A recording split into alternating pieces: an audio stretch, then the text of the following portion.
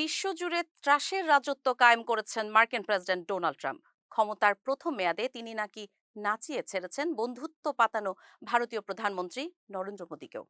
আর এটি কোনো আক্ষরিক ঘটনা নয়, বরং সত্যি ট্রাম্পকে খুশি করতে নেচে গিয়ে আসর মাতিয়েছেন নরেন্দ্র মোদী। এমন বিস্ফোরক তথ্য উঠে এসেছে মার্কিন বিচার বিভাগ কর্তৃক সদ্য প্রকাশিত অ্যাপস্টাইন ফাইল নথিতে। ব্লুমবার্গের এক প্রতিবেদনে বলা হয়, 2017 সালের জুলাই মাসে অ্যাপস্টাইন কর্তৃক ওয়াই জ্যাবর নামক এক ব্যক্তিকে পাঠানো একটি ইমেল ছিল, যেখানে তিনি মোদির ইসরায়েল সফরের উল্লেখ করেন।